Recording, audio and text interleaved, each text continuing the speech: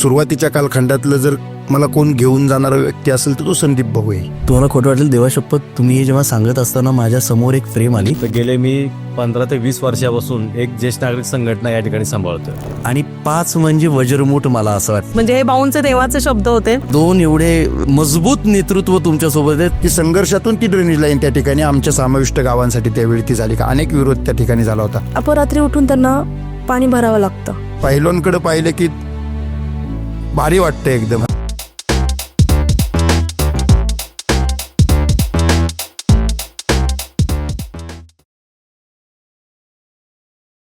नमस्कार नमस्कार नमस्कार. मी दिग्विजय जोशी. चिटचॅट विथ दिग्विजय जोशी मध्ये आज आपण नाही आलेलो, पण मोकळ्या गप्पा इथे प्रभाग क्रमांक 38 मध्ये आल्यात. भारतीय जनता पार्टीचे अधिकृत उमेदवार प्रभाग क्रमांक 38 चे सर्व उमेदवार माझ्यासोबत आहेत. माझ्यासोबत व्यंकोजी खोपडे जी आहेत, त्यानंतर प्रतिभाताई चोरगे आहे, अश्विनीताई शिंदे आहेत, रणरागिणी राणीताई भोसले आहेत, आणि ज्यांच्याकडे पाहिल्यानंतर आहे ना फार बरं वाटतं. आपण किती शांत आणि शांतपणे काम करावं, चेहऱ्यावरती अजिबात राग नसतो. संदीपजी बेलदरे आमच्यासोबत आहेत. संदीपजी, तुमच्याकडे पाहिल्यानंतर आहे ना मला असं वाटतं की आपण कुठल्या तरी एका स्पिरिच्युअल माणसाला भेटतो ना, एका आध्यात्मिक व्यक्तीला भेटतो ना, तर तो फील येतो. तर तुम्ही अध्यात्माशी रिलेटेड आहात म्हणजे मी बरोबर ओळखलं. हसमुख चेहरा असतो. मी शक्यतो तुम्हाला कधी चिडताना नाही पाहिलं. राग येतो कधी? नाही, राग येतो कधीतरी, पण असं राग धरतच नाही मी. अरे वा, आपला आजचा दिवस आहे हा आपल्यासाठी चांगला आहे. वा. मला सांगा, सकाळपासून सुरुवात कशी होती आता प्रचाराची तुमची?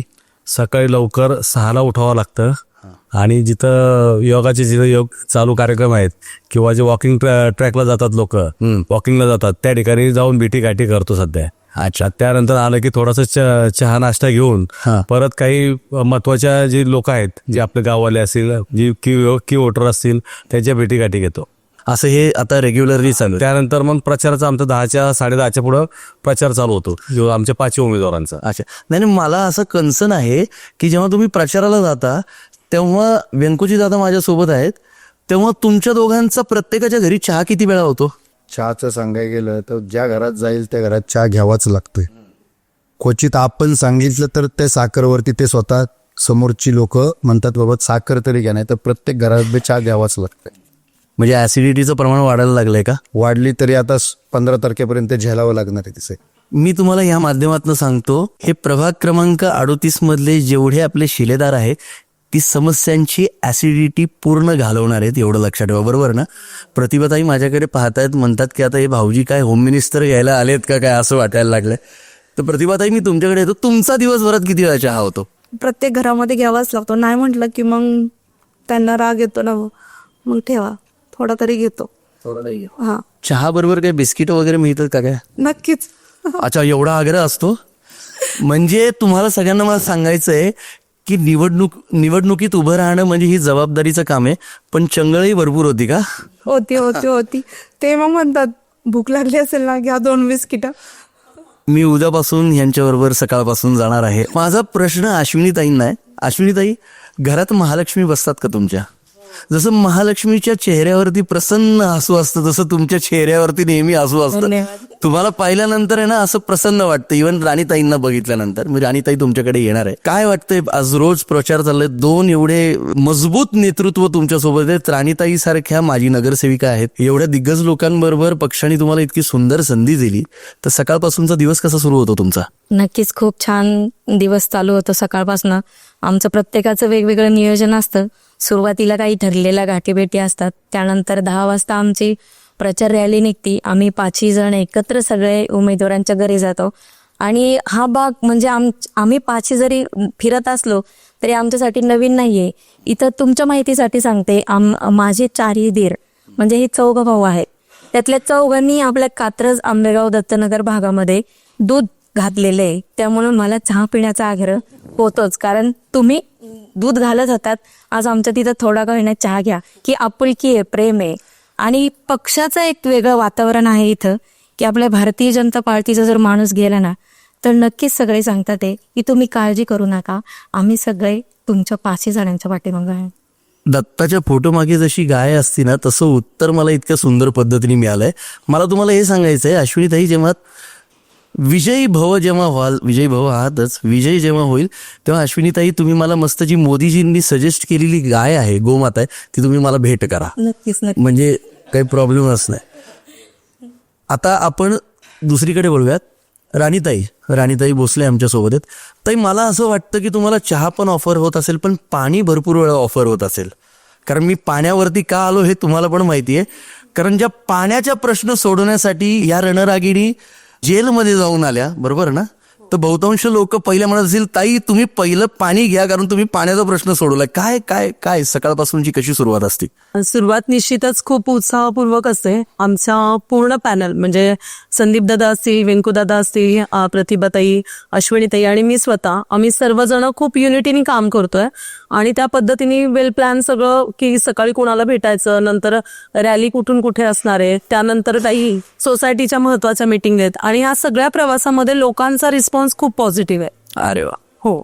आणि पाण्याच्या आंदोलनाबद्दल जर सांगायचं म्हटलं तर ज्या महिलांना पाणी प्रश्नासाठी झगडावं लागत होतं, त्यांच्यासाठी जेलमध्ये जावं लागलंय, तर ऑब्व्हियसली आम्ही सगळेजण लोकांचे जे बेसिक नीड्स आहेत ते फुलफिल करण्यामध्ये पुढे राहू, एवढा शब्द सांगितला. अरे वा, अरे वा. मी परत एकदा संदीपजींकडे येणार आहे. संदीपजी, मला सांगा की ज्या पद्धतीने आत्ता तुम्ही सगळ्यांच्या भेटीगाठी करताय, प्रभाग क्रमांक 38 हा पुणे शहरातला सर्वात मोठा प्रभाग आहे व्यंकोजी दादा, बरोबर ना? म्हणजे तसं बघायला गेलं तर खूप मोठी जबाबदारी तुमच्यावरती आदरणीय देवेंद्रजींनी, आदरणीय मुरली अण्णांनी, आदरणीय चंद्रकांत दादांनी, आदरणीय भीमराव अण्णांनी, आदरणीय योगेश अण्णांनी, संजय जगताप साहेबांनी, अनेक सगळ्यांनी, म्हणजे अख्ख्या पक्षाने एवढी मोठी जबाबदारी टाकली. खूप मोठा विस्तार आहे हा. म्हणजे तसं बघायला गेलं तर समुद्र आहे, ही लढत समुद्राशी असं मला वाटतं. आणि तसं बघायला गेलं तर सगळे समुद्रातले मासे आहेत. म्हणतात ना की डबक्यात विहिरीत पोहावं नाही, तर मासा व्हायचा असेल, मोठं व्हायचं असेल तर समुद्रात पोहावं. कसं डील करता लोकांशी? काय काय समस्या आहेत लोकांच्या? तुम्ही गेल्यानंतर, जसं आता मी तुमचा इंटरव्ह्यू घ्यायला आलो पॉडकास्ट, तर मला फार बरं वाटलं. मला असं वाटलं की मी माझ्या घरात आलोय. मला असं आर्टिफिशियल नाही वाटलं.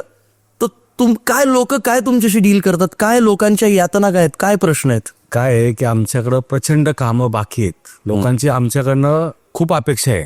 कारण काय आहे की आमचा इथं बेलदरे पाटील परिवार आहे, तो अतिशय ह्या भागात चांगलं काम करणारा परिवार म्हणून नावाजलेला आहे.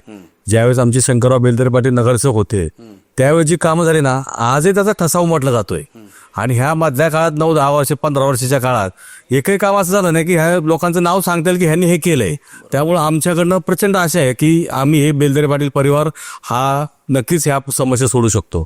त्यामध्ये आमच्याकडे जर तसं पाहिलं ना तर इथं डीपी रस्ते ओपन झाले नाहीत.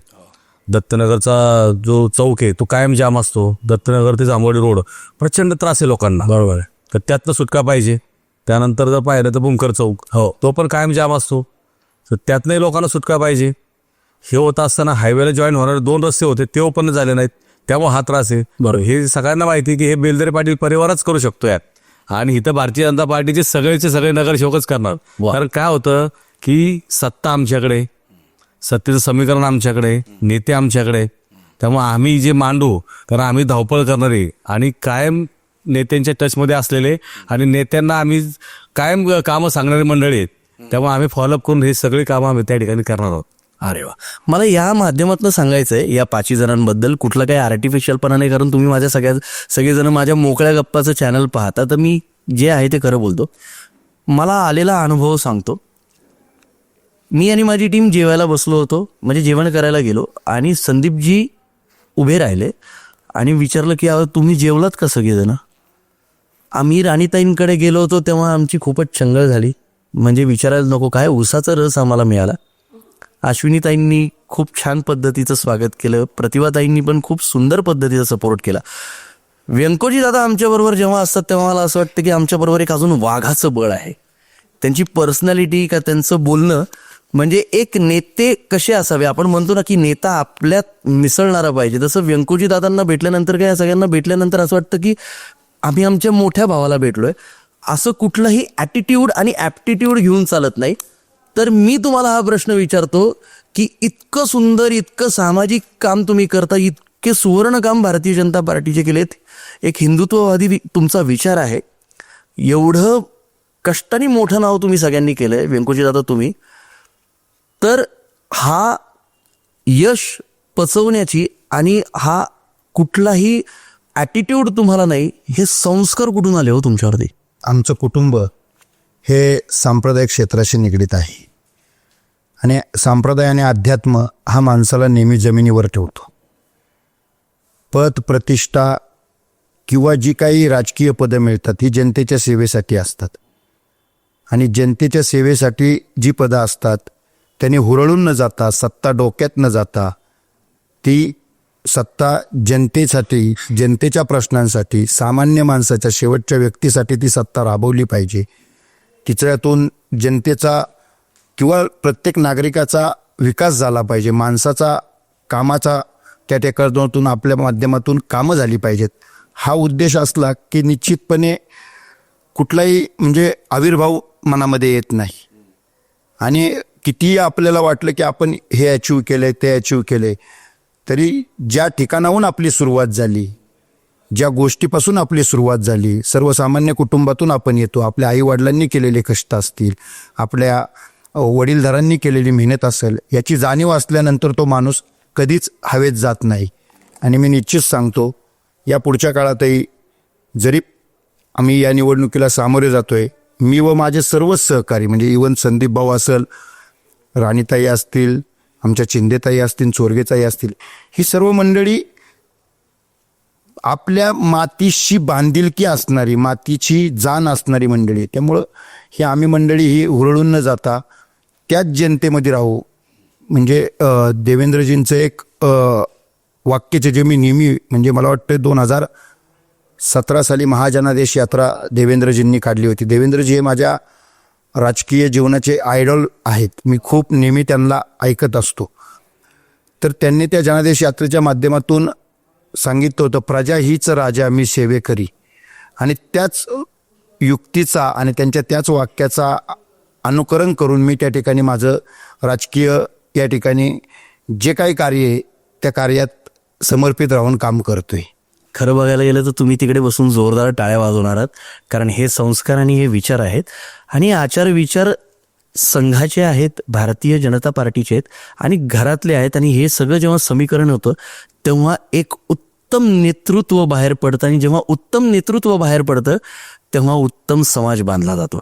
प्रतिभाताई, मला तुमच्याकडे यायचं आहे. मला एक विचारायचं आहे, महिलांचे जे प्रश्न आहेत प्रभाग क्रमांक 38 मध्ये, आता कसं की पुरुष मंडळी जेव्हा जातात, जेव्हा एक पुरुष नेता जातो तर महिला त्याला, आता सगळ्या देवेंद्रजींच्या सगळ्या लाडक्या बहिणी आहेत, पण जेव्हा महिलांचं दुःख अजून जास्त समजू शकते असं एक आपण समीकरण जोडूयात. तर महिलांचे जे काही तुमचे काही मागच्या काळात जे प्रश्न होते का आत्ताचे आहेत ते थोडक्यात जरा सांगू शकाल आणि तुम्ही ते कशा पद्धतीने सोडवायचा प्रयत्न करा, म्हणजे एखादा पॉइंट काय असेल तो.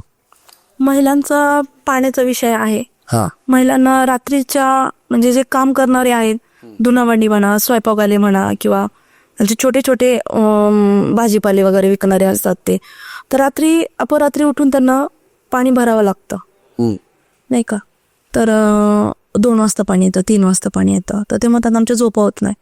हांड्यांचा आवाज आला की मुलं उठतात, लहान मुलं रडतात. मग लहान मुलांना बघायचं का पाणी भरायचं असं होतं. आणि पाणी पण खूप कमी प्रेशरने येतं मात्र. त्यांच्या त्या समस्या बघून आहे ना की आतून एक आवाज येतो की यांच्यासाठी काहीतरी केलं पाहिजे ना आपण, वा, ज्यांच्यासाठी झगडलं पाहिजे. घराघरात नळ पाठवायचे, म्हणजे जे हांड्या डोक्यावरती मग हांडे घेऊन ते जातात, म्हणजे नाही का रात्रीचे सुद्धा, बाबा तिथे पाणी येतंय जास्त फोर्सनी, घ्या चला हांडे 4-5 घेऊन जा, हो, पाणी भरा, घरात घेऊन जा. तुम्हाला खोटं वाटेल, देवाशपथ तुम्ही हे जेव्हा सांगत असताना माझ्या समोर एक फ्रेम आली आणि माझ्या मामाचं गाव नगरच्या पुढे माझी आजी, मी बघितलं माझ्या आजीला हांडा बघतो, खूप भयंकर जबरदस्त. मी गावाला राहिले, मी आणले डोक्यावरती हांडे, मला माहितीये तो काय संघर्ष असतो ते. म्हणजे मी अशा माहेर आहे माझं की तिथे बटन दाबलं की पाणी येते. माझ्या वडिलांच्या दारात आहे, बोर आहे. आणि माझ्या सासरी म्हणजे पाण्याचा पवरा टाकायला लागायचा, ते आपण असतं ते, आणि त्यांनी काढायचं आणि हांड्यात ओतून 2-2, 3-3 हांडे डोक्यावर आणले की मी.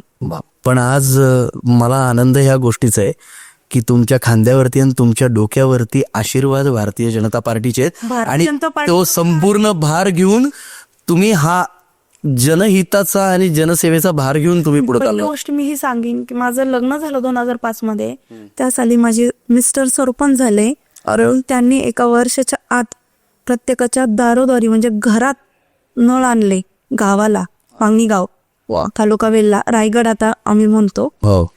तर म्हणजे अक्षरशः टॉयलेटची सुद्धा शौचालयाची पण खूप अशी परिस्थिती की म्हणजे खूप बिकट.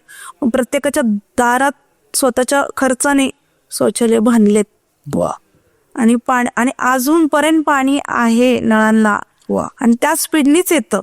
आणि ज्या ज्या घरात म्हणजे गाईचा गोठा 1-1, 2-2 होते ना, आता तिथं 5-5, 10-10 म्हशी आहेत, गाया आहेत.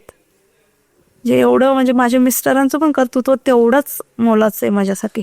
सगळ्यात महत्वाची गोष्ट ही हिंदू संस्कृती आणि हे आहेत भारतीय जनता पार्टीचे विचार. ते म्हणजे एका यशस्वी पुरुषासोबत एक यशस्वी स्त्री असते आणि एका यशस्वी स्त्रीसोबत एक यशस्वी पुरुष असतो.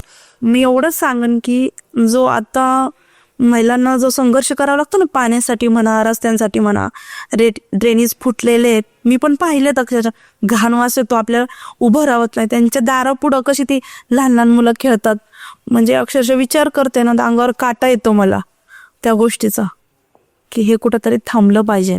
प्रभाग 38 मोठा आहे ना, तो मोठाच राहणार आहे, पण ते जे कुटुंब आहे ना ते माझं आहे आणि ते आम्ही चालवणार आहेत 5 जण. महत्वाची गोष्ट म्हणजे हे अनेक ठिकाणी अ ब क ड. माझ्यासाठी आनंदाची गोष्ट आहे की मी एका अशा ठिकाणी आलोय अ ब क ड ई, आणि म्हणजे 1 2 3 4 5 म्हणजे हम 5 आणि 5 म्हणजे वज्रमूठ, मला असं वाटतं. आणि ही वज्रमूठ माझ्यासोबत आहे आणि वज्रमूठ माझ्यासोबत आहे, तुमच्यासोबत तर आहेतच म्हणा. आपण अश्विनीताईंकडे बोलूयात. अश्विनीताई मला आहे ना फार असं एकदम तुमच्याकडे गेल्यानंतर असं वाटतं की आपण आपल्या घरी गेल्यानंतर आमची एक घरातल्या एक आपले काकू कशी असती, ताई कशी असती, हसमुख आहात तुम्ही तिघी. पण आता तुमचं खरं राणीताईंचं जे रणरागिणीचं रूप आहे ते सगळ्यांनी पाहिलं. काय प्रश्न सोडवलेत. अश्विनीताई, मला तुम्हाला एक प्रश्न विचारायचा आहे. आपल्या मगाशी बोलता अनेक गोष्टी झाल्यात. तुम्ही ही निवडणूक आणि विजयी भव झाल्यानंतर काही निवडणूक कशा पद्धतीने पाहताय, कुठल्या लेन्सनी पाहताय? नक्कीच आपला हा 38 प्रभाग जो आहे तो इथं वाड्या वस्त्या आणि नवीन गावांचा समावेश झालेला आहे. तर इथं आहे ना, खरं तर एक लहान बाळाला कसं आपण सांभाळतो पहिले 5 वर्ष, अगदी तसा हा प्रभाग सांभाळला पाहिजे. याच्याकडे ही 5 वर्ष आपण देणं फार महत्वाचं आहे आणि ती भारतीय जनता पार्टीच देऊ शकते. जर आपल्या केंद्रात भाजपचं सरकार आहे, राज्यात भाजपचं सरकार आहे, तर आपल्या इथं महानगरपालिकेत जर भाजपचं सरकार आलं ना, तर जी पुढील 20-25 वर्ष जे आपल्या इथं या भागात जो विकास होईल ना, तो फार उत्तम प्रकारे होईल. कारण आता जागा आहेत आपल्याकडे, जसं जांभळवाडी तलाव आहे, कात्रजचा तलाव आहे. इथं आपल्या इथं ड्रेनेजच्या पण फार मोठ्या समस्या आहे. जर पाण्यावर प्रक्रिया केली गेली, जे ड्रेनेज लाईन मधनं पाणी येतं ते जर गार्डनला वापरलं गेलं तर मुलांना गार्डन होतील, त्या पाण्याचा उपयोग होईल. महिलांसाठी पाण्याचा पुनर्वापर करून जे स्ट्रगल करायला लागतं आपल्या भागात ते थांबेल. तर माझी एवढीच इच्छा आहे की आपल्या भारतीय जनता पार्टीतनं जी आमची वज्रमूठ आहे तुम्ही बोललात, ही अशीच कायम राहावी आणि आम्हा 5 जणांना सगळ्यांनी अगदी या भागातनं निवडून द्यावं. आम्ही नक्कीच सगळ्यांची स्वप्न पूर्ण करू. आपण येऊयात राणीताई भोसले यांच्याकडे. राणीताईंचा स्वभाव महानगरपालिकेत आणि कामाच्या माध्यमातून सगळ्यांना माहिती आहे. राणीताई हसमुख पण आहेत आणि काम जेव्हा करायचं असेल त्यांचं एक, मला असं ह्या 5 जणांचं एक असं आहे, त्याच्यातलं राणीताईंचं सांगतोय की एखादी गोष्ट घेतली, एखादी गोष्ट निवडली की ते पूर्ण त्याचा काम करूनच आणि त्याचं पूर्ण त्या समस्यांचं निराकरण करतात आणि मगच चेहरा दाखवतात. राणीताई, तसं बघायला गेलं तर आज आम्ही तुमची सकाळी एक छोटीशी क्लिप बघितली, त्याच्यात तुम्ही खूप छान बोललात की तुमच्या माहेरकडून पण एक वारसा आहे, खेड शिवापूरच्या इथे तुमचं माहेर आहे, आणि त्यानंतर तुमच्या मिस्टरांकडून पण एक सामाजिक दृष्टिकोन तुमच्याकडे आलेला आहे. आणि तुम्ही ज्या पद्धतीने मागच्या 5 वर्षात काम केलं आहे, 2017 जेव्हा तुम्ही निवडून आलात तेव्हा ते अभूतपूर्व यश तुम्हाला मिळालं आणि तुम्ही खूप सुंदर जसा पाण्याचा प्रश्न केलाय. प्रभाग क्रमांक 38 हा जो भाग आहे, तर आता काही प्रभाग बदललेत ना, थोडे वेगवेगळे झालेत, तरी पण तुमच्या चेहऱ्यावरती, सगळ्यांच्या चेहऱ्यावरती यशाचा एक तेज लखलखतंय. कारण मला या गोष्टीचा आनंद होतो की कर नाही त्याला डर काय, हा शब्द फार परफेक्ट असतो. कर नाही त्याला डर काय. आणि हे वाईव्स मला अनेक दिवसापासून येत आहेत, कारण मी खूप लोकांना बघतो, काही लोकांचे चेहरे म्हणजे प्रश्नचिन्ह असतात, पण मी तुमच्याकडे पाहिल्यानंतर मला कुठे थकवाच वाटत नाही. मला अजून म्हणजे या प्रभागात आल्यानंतर मला असं वाटायला लागलं की अजून किती करू. तर तुम्ही ह्या संपूर्ण निवडणुकीला वेगवेगळे चेहरे आलेत, वेगवेगळे मोठे नेतृत्व इथे जे काम करणार आहेत ते आहेत. एक खूप मोठी ताकद आहे. एका फिल्ममध्ये स्पायडरमॅन नावाच्या एका सिनेमात डायलॉग आहे, स्पायडरमॅनला जेव्हा ती ताकद मिळते तेव्हा त्याचे काका त्याला म्हणतात की with great powers comes great responsibility. एका मोठ्या ताकदीबरोबर एक मोठी जबाबदारी येते. तशी ती ताकद तुम्हाला भारतीय जनता पार्टीने दिली होती आणि तुम्ही निवडून आला होता. आता ही वज्रमुठ आहे. तुम्ही या सगळ्या गोष्टीला कसं पाहता आणि तुमचं विजन काय आहे याच्या माध्यमाने? निश्चितच 2017 साली जेव्हा इलेक्शन झाले होते तो प्रभाग वेगळा होता आणि त्या प्रभागामध्ये देखील प्रामाणिकपणे काम केलं. त्यामुळेच कदाचित या नवीन 38 मध्ये पक्षाने पुन्हा एकदा संधी दिली आहे. आणि जसं तुम्ही सांगितलं की पक्षाने ताकद तर दिली आहे, पण जबाबदारी पण आमच्या सर्वांवरती तेवढीच आहे. अज्ञानात सुख असतं असं म्हणतात, पण मला भारतीय जनता पार्टीच्या कामाची पद्धत माहिती आहे. आपण जर लोकांसाठी सातत्याने कार्यरत असेल तरच पक्षाकडून देखील तुम्हाला पूर्ण ताकद, पूर्ण सहकार्य दिलं जातं. गेल्या वेळेस जर तुम्ही पाहिलं तर ह्या प्रभागामध्ये बीजेपीचं कोणीही नगरसेवक नव्हतं. संदीप दादा असतील, आमचे सर्वच जण आपापल्या परीने काम करत होते. पण जेव्हा एखादा स्थानिक नगरसेवक त्या भागातल्या प्रश्नांसाठी तिथे उभा असतो तेव्हा सभागृहात त्या भागातले प्रश्न मांडता येतात, किंवा महानगरपालिकेच्या माध्यमातून असेल, महापौरांकडून असेल, आमदारांकडून असेल, खासदारांकडून असेल, विकास निधी आपण त्या भागामध्ये आणू शकतो आणि लोकांना जे अपेक्षित आहे ती कामे आपण करू शकतो. आणि तुम्ही जसं म्हणलं की विजन म्हणून तुम्ही काय पाहता, तर मला असं वाटतं 24/7 हे बीजेपीचा अजेंडा आहे. नव्या नेत्यांनी आता सांगितलं, अश्विनीताईंनी, की छोट्या बाळासारखं सांभाळायचं. तर हे अगदी खरं आहे, कारण प्रभाग हा जो आहे तो पुण्यातला सगळ्यात मोठा प्रभाग आहे आणि या प्रभागातले प्रॉब्लेम्स पण तितकेच मोठे आहेत. मग अगदी बेसिक प्रॉब्लेम पासून मोठे मोठे इश्यूज जे आहेत, तुम्ही परवाच्या देवेंद्रजींच्या सभेत पण ऐकलं, तर बीजेपीचं विजन एकदम क्लिअर आहे, बीजेपीचे प्लॅन एकदम क्लिअर आहेत. फक्त ह्या भागामध्ये त्याचं इम्प्लिमेंटेशन होण्यासाठी मला वाटतं आम्ही सर्व 5 जण या प्रभागाने निवडून देणं खूप गरजेचं आहे. म्हणजे त्या प्रकारे आम्ही ते योग्य प्रकारे काम करू. मग ट्रॅफिक आहेत, पाण्याचे प्रश्न आहेत, रस्त्यांचे प्रश्न आहेत, सगळ्याच पब्लिक ट्रान्सपोर्ट इथं वाढवण्याचा विषय असेल, मेट्रोचा असेल, त्या सगळ्या गोष्टींसाठी मला वाटतं स्थानिक नगरसेवक असणं खूप गरजेचं आहे. अगदी बरोबर बोलल्यात ताई. संदीपजी, मला तुम्हाला एक खूप जवळचा प्रश्न विचारायचा आहे. मी आल्यानंतर एक आज गोष्ट पाहिली, तरुण वर्ग पण तुमच्या सगळ्यांसोबत होता. तर एक 18, 19, 20 वर्षाचा एक मुलगा, तो तुमच्याशी एकदम मन मिळवून बोलत होता. आणि एक 82 वर्षाचे आजोबा पण तुमच्याशी कनेक्टेड आहेत. तर ही काय मॅजिक आहे, ही काय जादू आहे? कारण कसं असतं, काही गोष्टी असतात की आपल्याकडे एक युवा पिढी असते, एक वर्ग असतो. पण मी त्या 18, 19, 20, 21 वर्षाच्या पोरांना पण पाहिलं तुमच्याबरोबर. ज्येष्ठ नागरिकांचं आणि ज्येष्ठ वर्गाचं तुमच्याबरोबर खूप जास्त अटॅचमेंट दिसते.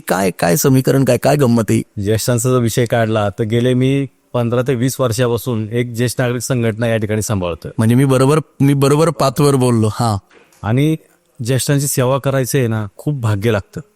खूप छान वाटतं त्यांच्यामध्ये गप्पा गोष्टी मारताना, त्यांचे विचार ऐकताना, त्यांचं विजन ऐकताना. ते जर माझ्याशी गप्पा मारत असेल ना, तर त्यांचे विजन खूप वेगवेगळे असतात की ते मला कायम सांगत असतात की आपल्या भागात हे असं झालं पाहिजे, ते तसं झालं पाहिजे, आणि हे केल्याने हे होईल. आणि त्यांचे विचार खूप थोर असतात आणि त्यांचे विचार घेण्यासारखे असतात खूप. कारण त्यांनी अख्खं आयुष्य वेगवेगळ्या क्षेत्रामध्ये काम केलेलं असतं. त्यांचे अनुभव खूप आहेत. त्यामुळे त्यांच्याकडनं विचार घेण्यासाठी प्रचंड आहे. कारण त्याचा उपयोग माझ्या लाईफमध्ये होतोय. मला कसं वागायचं, कसं बोलायचं, लहान मुलांचं कसं बोलायचं, मोठ्यांशी कसं बोलायचं, हे शिकवत असतात ते. आणि चर्चेत त्यांच्या फार गोष्टी आपल्याला ऐकायला मिळतात. आणि त्यांच्या गप्पा गोष्टी जर ऐकल्या ना, मग आपण थक्क होऊन जाऊ. त्यांच्या गप्पा गोष्टी ऐकायची खूप मजा वेगळी असते. म्हणजे क्षमा करणं ही फार मोठी गोष्ट आहे. 100%. म्हणजे याचा अर्थ माझी काही चूक झाली असेल तर संदीपजींनी मला माफ केलेला आहे. युवकांविषयी जर तुम्ही विषय मांडला ना, तर त्याचे मला एक खूप मोठं हे की मला ह्या प्रभागामध्ये किंवा माझं एक आयुष्यात ठरलेलं आहे, युवकांची चांगली पिढी घडवायची. वा. कारण राजकारणात आपण आलोय तर हे समाज घडवायला आलोय, ना समाज बिघडवायला आलो. आताची जे राजकारणी आहेत ना, ते युवा पिढीला बिघडवत आहेत अक्षरशः. आज वेगवेगळे आजो येतात त्यांना. आज आमचे संतोष नगर झालं, कात्रज झालं, किंवा त्या शनीनगरच्या पट्ट्यामध्ये आमचे युवकांना कोण बिघडवते? कसल्या सवय लावतात? गांजा पिणं, दारू पिणं आणि दारूच्या पार्ट्या, हे काही योग्य नाही ना. नाही. युवा पिढींना त्यांच्या परिवारासाठी काळजी घेण्यासाठी त्यांना उभं करण्याची गरज आहे. युवा पिढीला कामधंदे देण्याची गरज आहे. रोजगार देणं गरजेचं. रोजगार देणं गरजेचं आहे. आणि त्यांना चांगल्या प्रवाहात आणणं हे गरजेचं आहे. त्यांना चांगलं ज्ञान देणं गरजेचं आहे. तर ही जी राजकारणी मंडळी आहेत ना, ही अक्षरशः युवा पिढी बिघडवायच्या कामात आहे. पण मी ठरवलंय माझ्याबरोबर जी युवा पिढी आहे ना, त्यांना एकदम सक्षम करायचं. वा. कारण ते उद्याचं आपलं भविष्य आहे. आपण आपल्या वयामध्ये ठराविक काळापर्यंतच राजकारण करू शकतो का मला आयुष्यभर म्हातारा होस्तोपर्यंत राजकारण नाही करायचं.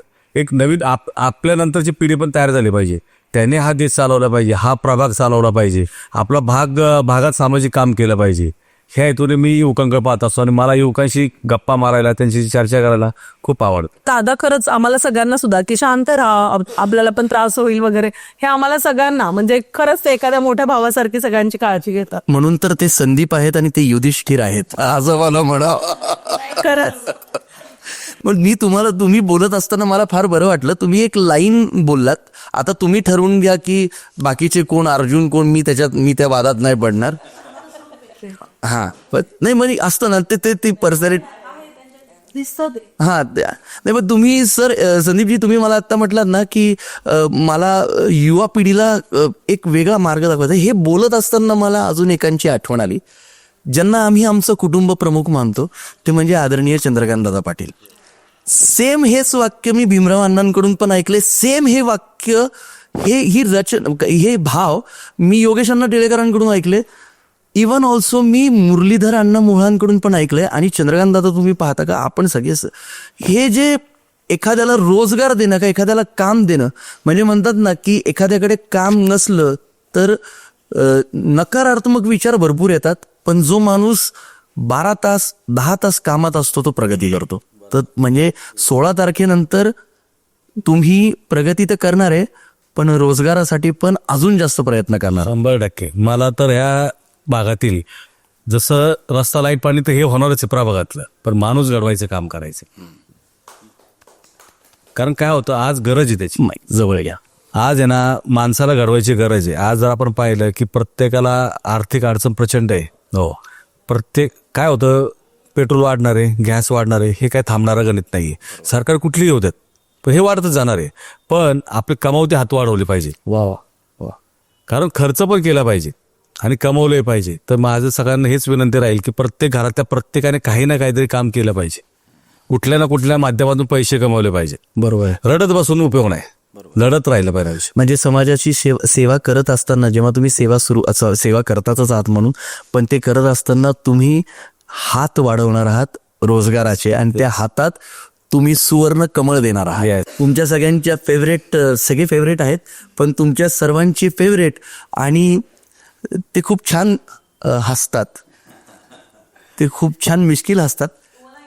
हा, सांगा. हो, सांगा. अहो, तुम्हाला माहित नसेल तर सांगतो. कात्रजमध्ये खूप मोठ्या ड्रेनेज लाईनच्या कामाचं उद्घाटन होतं आणि त्याला आज खरं तर स्वर्गीय गिरीशजी बापट नाही आहेत, पण भाऊंचे तेव्हाचे शब्द होते की, म्हणजे आता दादा माझ्यापेक्षा खूप लहान आहेत, छोट्या भावासारखे, तर तुमच्याकडे पाहिलं की खूप छान वाटतं, असं भाऊंनी खूप त्यांना जवळ घेऊन प्रेमाने सांगितलं होतं. आणि तुम्ही चांगलं नेतृत्व कराल या भागात, म्हणजे हे भाऊंचे तेव्हाचे शब्द होते. कदाचित 2019-18 सालची ही गोष्ट आहे. ताई जे सांगतात दादा, म्हणजे या निवडणुकीमध्ये मला पक्षाने जी मला संधी दिली, त्यामध्ये सगळ्यात मोठा वाटा जर असेल तर मुरलीधर अण्णांचा असेल. बरोबर. त्यानंतर योगेश अण्णा, भीमराव अण्णा, आदरणीय संजयजी जगताप सर यांनी माझी चांगल्या पद्धतीने बाजू माझ्यासाठी लावून धरली आणि त्या ठिकाणी मला संधी मिळाली. संदीप भाऊ तर माझ्या सुरुवातीच्या काळापासून, माझ्या भाजपाच्या सुरुवातीच्या कालखंडातलं जर मला कोण घेऊन जाणारा व्यक्ती असेल तर तो संदीप भाऊ आहे. आणि राणीताई तर म्हणजे त्या नगरसेविका होत्या आणि मी सरपंच होतो, पण आमचे जे त्याच्या आधीपासूनचे घरोबाचे संबंध खूप, त्यामुळं नेहमी त्यांच्याशी वेगळी आम्ही आजही हसी मजाक, कधी त्या माझ्यावर चिडतात, मी त्यांना बोलतो, असं सगळं आजही चालतं. त्यामुळे घरातलं असलं. आणि शिंदेताई तर आमच्या म्हणजे खरं सांगायचं म्हटलं तर त्या नात्याने माझी एक मावस बहीण त्यांची जाव आहे, त्यामुळे त्या मोठ्या बहीणच आहेत माझ्या. स्वर्गीयताई आमचे वांगणीच्या, तिथेही आमचे नातेवाईक आहेत. त्यामुळे सगळे अशी जवळची मंडळी. आणि आवर्जून जे राणीताईंनी आत्ता सांगितलं मी कोण? की पुनीत दादाचा भाऊ हे म्हटल्यानंतर असं वाटलं माझा भाऊच माझा इंटरव्ह्यू घेणार आहे. ही फार वेगळी मजा आहे. आत्ता मी आवर्जून मला आज प्रकर्षाने आदरणीय गिरीश बापट भाऊंची खूप आठवण येते. भाऊंचं म्हणजे ज्यावेळी भाऊ पुण्याचे पालकमंत्री होते त्या कालखंडामध्ये मला वाटते भाऊ आपण तुम्ही 17 निवडणूक लढवली, मी त्यावेळी पंचायत समितीचं वहिनीसाठी तिकीट घेतलं आणि तेव्हापासून भाऊंशी मी निगडीत होतो कनेक्टर. त्यानंतर भाऊ पालकमंत्री होते. कुठंही 100 लोकात असेल तरी आवाज नाही, हे पैलवान इकडे ये, म्हणजे त्यांची ती हातोटी होती. आणि मला आजही आठवतं की लक्ष्मीपूजन ज्या दिवशी येतं ना त्या दिवशी मी प्रत्येक लक्ष्मीपूजनला त्या निवडणुकीनंतर 17 नंतर म्हणजे इवन भाऊ ज्या वर्षी गेलेत आपल्यातून म्हणजे निघून गेले, त्यांचे विचार आजही आहे. ते देहानी जरी गेले असतील तरी त्यांचे विचार त्यांची शिकवण आपल्यामध्ये अजून आहे. बरोबर. मी प्रत्येक लक्ष्मीपूजनच्या सकाळी त्यांच्या घरी असायचो मिठाईचा पुडा घेऊन आणि ते नेहमी म्हणायचे हा मला माहिती आहे तू न चुकता येणार. एकदम प्रामाणिक नेतृत्व असं म्हणजे गिरीश भाऊ. त्याने ताईंनी जर सांगितलं की 10 कोटी ड्रेनेज लाईनला जो काही संघर्ष त्यावेळी ताई केला, आता ते काही काढायच्या गोष्टी नाही आहेत या आपल्या पॉडकास्टमध्ये, परंतु ती संघर्षातून ती ड्रेनेज लाईन त्या ठिकाणी आमच्या समाविष्ट गावांसाठी त्यावेळी ती झाली. का अनेक विरोध त्या ठिकाणी झाला होता आणि त्याच्या उद्घाटनाला मला भाषण करायची संधी दिली. त्याने भाऊंनी त्यावेळी म्हटले होते की पैलवानकडे पाहिलं की भारी वाटतं एकदम, असं आता ते शब्द होते. हे युधिष्ठिर. मग आता आपण काय नाव देऊया त्यांना? नाही भीम. आता अर्जुन तुम्ही ठरवा तिघांनी, मी काही बोलणार नाही कारण मग वहिनी आमच्याकडे बघतायत हा कोणाला अर्जुन म्हणतोय. 5 जणात सगळ्यांचं नामकरण होऊन जाणार. नाही कारण मी असं ठरवलंय की जेव्हा हे हो मग अरे म्हणजे काय तर मला असं वाटतं की आपण चिठ्ठ्या काढूयात आणि कोण अर्जुन होईल ते बघूयात. कारण मला जिथे महिला सुखी असती तिथे महालक्ष्मी असते हे मला माहिती आहे म्हणून. पण आजच्या या मोकळ्या गप्पा खूपच बहारदार होत्या. येत्या 15 तारखेला ही निवडणूक आपल्या सर्वांसाठी फार महत्त्वाची आहे. त्यासाठी मी पहिल्यांदा व्यंकोजी दादांना विनंती करतो की आपण सर्वांनी मतदार राजाला हे आवाहन करा की मतदान करणं हे फार महत्त्वाचं आहे आणि आपण आपला क्रमांक आपण बटन क्रमांक सांगून तुम्ही सगळ्यांना आवाहन करावं ही विनंती. व्यंकोजी खोपडे दादा. या ठिकाणी माझी सर्व मतदार बंधू भगिनींना विनंती आहे, मी त्यांना आवाहन करतो की 15 तारखेला सकाळी 7:30 ते 5:30 वाजेपर्यंत मतदान आहे. मतदान करणं हा आपला हक्क आहे. कारण की मतदान करणं हे का महत्त्वाचं आहे की तुम्ही केलेलं मतदान हे पुढच्या 5 वर्षासाठी तुमच्या भागाचं नेतृत्व कुणाच्या हातामध्ये दिलं पाहिजे. यासाठी ते नेतृत्व तुमच्या भागाचं ठरलं जातं. तुमच्या भागाचा सेवक कोण असला पाहिजे. तर मी आवर्जून सांगेन मतदार राजांना की त्या ठिकाणी आपण ज्ञात आज सर्वात हुशार जर दादा कोण असतो तो मतदार असतो. आम्हाला वाटतं की हा उमेदवार हुशार, तो उमेदवार हुशार. सगळ्यात जागृत आणि सगळ्यात हुशार असतो तो मतदार असतो. आणि तो मतदार राजा प्रभाग क्रमांक 38चा मतदार राजा यावेळी मला तरी असं वाटतं की शेवटी तो मतदार राजाचा हक्क आहे कुणाला चॉईस द्यायची तो, परंतु तो विकासाला मत देईन, तो दूरदृष्टीला मत देईन, जो आदरणीय नरेंद्र मोदीजी, देवेंद्रजी, पुण्यामध्ये मुरलीधर अण्णा मोहोळ यांच्या या त्रिसूत्रीच्या विकासाच्या गंगेला मत देईन, ना की त्याच घराणेशाहीला, ना की त्याच कुटुंबाशी निगडीत असणाऱ्या व्यक्तींच्या राजकारणाला. प्रभाग क्रमांक 38ची जनता बळी पडणार नाही. आणि माझ्यासारख्या सर्वसामान्य कार्यकर्त्याला जी संधी भारतीय जनता पार्टीने दिली, जो कार्यकर्ता कुठल्याही राजकीय पार्श्वभूमी नसताना संघर्षातून निर्माण होतो, अशा कार्यकर्त्याला भारतीय जनता पार्टी ज्यावेळी उमेदवारी देते त्यावेळी जनताही त्या कार्यकर्त्याकडे चांगल्या नजरेने पाहत असती. आणि निश्चित प्रभाग क्रमांक 38च्या जनतेचा विश्वास मी व माझे 5ही साथीदार त्या ठिकाणी संपादन करण्याचा प्रयत्न, मी म्हणत नाही संपादन करून झालाय, पण मतदानाच्या दिवसापर्यंत अजून मला वाटते 5-7 दिवस आहेत. आम्ही पूर्ण क्षमतेने तो संपादन करण्याचा प्रयत्न करू आणि त्यांना तो विश्वास देऊ की येणारी 5 वर्ष कुणाच्या हातामध्ये सुरक्षित राहतील. येणारी 5 वर्ष ज्या समस्यांसाठी आपण झगडतोय त्या समस्या कोण निराकरण करू शकतं तर ती फक्त भारतीय जनता पार्टीचे उमेदवारच करू शकतात, ती फक्त भारतीय जनता पार्टीचं सुशासनच करू शकतं. आणि म्हणून मी आवर्जून माझ्या मतदार बंधू भगिनींना या ठिकाणी विनंती करेन, आवाहन करेन, येत्या 15 तारखेला माझ्या अनुक्रमांक 3E या 3 नंबरच्या बटन समोरील कमळासमोरील बटन दाबून मला त्या ठिकाणी भरघोस मतदान करा. 16 तारखेच्या निकालाच्या नंतर 5 वर्ष तुमची संधी करण्याची संधी त्या बटनाच्या माध्यमातून तुम्ही द्या, एवढंच सांगतो. आणि 16 तारखेनंतर पुढची 5 वर्ष तुमची जबाबदारी घेण्याची तयारी माझी आहे. जो काही तुम्ही विश्वास दाखवला आहे त्याला कुठेही त्याला जाऊन देणार नाही, उतणार नाही, मातणार नाही, घेतला वसा टाकणार नाही, एवढंच या निमित्ताने सांगतो. आणि या ठिकाणी सर्वांना पुनश्च एकदा विनंती करतो, मतदान जरूर करा. मी येतोय प्रतिभाताई सुर्गे यांच्याकडे. ताई, मी प्रतिभा रोयदल सुर्गे. माझं बटन क्रमांक आहे 1, चिन्ह आहे कमळ. सगळ्यांनी कमळाला वोट द्या आणि भरघोस मत देऊन जिंकून द्या. नमस्कार. सौ अश्विनी अमर चिंदे, प्रभाग क्रमांक 38 बटन क्रमांक 2. कमळ या चिन्हावर सगळ्यांनी मतदान करून आपल्या भारतीय जनता पार्टीला आपल्या या भागातनं नक्कीच संधी द्या आणि मला भरघोस मतांनी विजयी करा.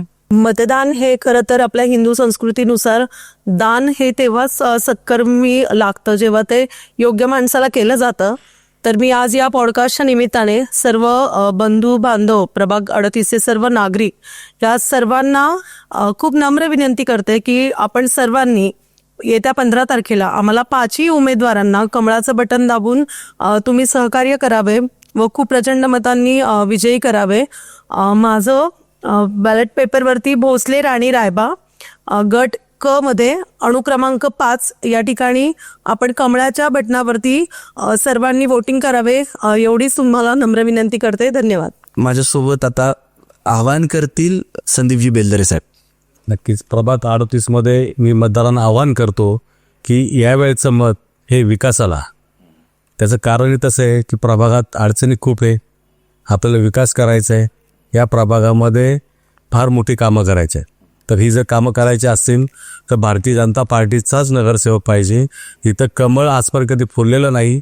एक सगळ्या ह्या 38मध्ये सगळ्या नागरिकांच्या वतीने ह्यावेळेस कमळ फुलवावं आणि ह्या भागाला विकास हा काय असतो हे बाकीच्या मान्यवरांना दाखवून द्यायचे. त्यामुळे माझी सगळ्यांना नम्र विनंती आहे की यावेळेस प्रभाग क्रमांक 38मध्ये भारतीय जनता पार्टीच्या 5ही उमेदवारांना या ठिकाणी भरघोस मताने निवडून द्या. त्यामध्ये माझं क्रमांक आहे 3 आणि माझं चिन्ह आहे कमळ. तर मला सर्वांनी यावेळेस या भागाच्या विकासासाठी आपण आपला प्रतिनिधी म्हणून पुणे महानगरपालिकेत पाठवावर आणि मी पुढचे 5 वर्ष आपली ह्या जनतेची सेवा करल अशी या ठिकाणी आपल्याला सांगू इच्छितो. आणि खरंच या मोकळ्या गप्पाच्या चॅनलमध्ये आल्यानंतर इतकं बरं वाटलं. आणि पहिल्यांदा तुम्हाला सांगतो की हे कुठलेही स्क्रिप्टेड इंटरव्ह्यू नाही आहे, जे आलंय ते मनातनं आलं. आणि या भावना इतक्या सुंदर आहेत आणि त्या जनहितासाठी आहेत, तुमच्यासाठी आहेत आणि आपल्या देशासाठी आहेत, आपल्या शहरासाठी, आपल्या राज्यासाठी आहेत आणि प्रभाग क्रमांक 38साठी. आणि या सगळ्या भारतीय जनता पार्टीच्या उमेदवारांना आमच्या मोकळ्या गप्पाकडून खूप खूप शुभेच्छा. Thank you very much. धन्यवाद. जे फक्त खूप छान गप्पा झाल्या. थँक्यू.